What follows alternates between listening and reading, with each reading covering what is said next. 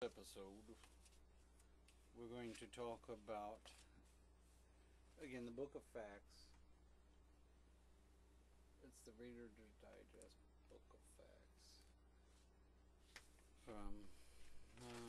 It's a very good book. I really enjoy just the little trivia facts that they give you. This book was published in 1987. Yes. 1987 Book of Facts, and I'm reading in the section of the fight against disease. I thought this was interesting. Everything in here is interesting. This is the infection detection. For centuries, women feared childbirth, not because of the risk of birth itself, but because of the danger of death afterward, from a form of blood poisoning known as puerperal sepsis. It took the zeal of one man, a Hungarian obstetrician, Ignaz Semmelwies. He lived from 1818 to 1865. So anyway, he introduced a simple hygienic technique that saved the lives of thousands of women. In 1846, Semmelwies joined the maternity department of the Vienna General Hospital and immediately became appalled by the death toll in the main ward, where the expectant mothers were attended by medical students. However, he also noticed that in another ward, where midwives were responsible for patients, the death rate was far lower.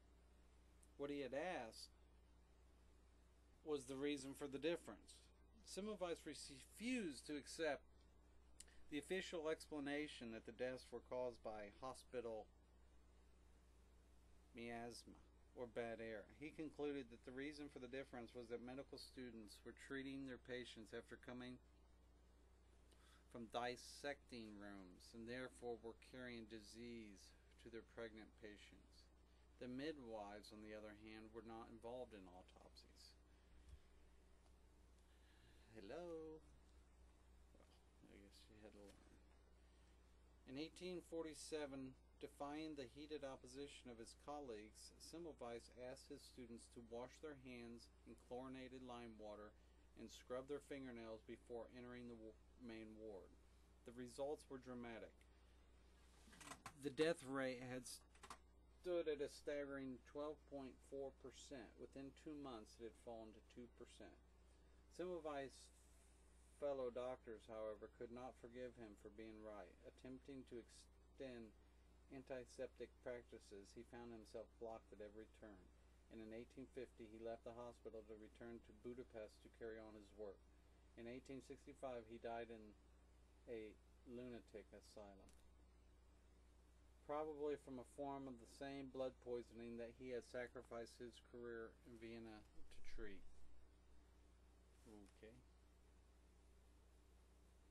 I think they're alluding to syphilis, maybe. Yikes. Alright, so what did we learn?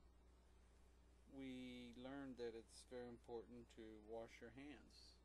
Even when you come out of the bathroom. Yeah, that's probably a good time to wash your hands if you just get in from gardening. Before you pick up a cracker or a potato chip, just go ahead and wash your hands. Okay, thanks for tuning in on this episode.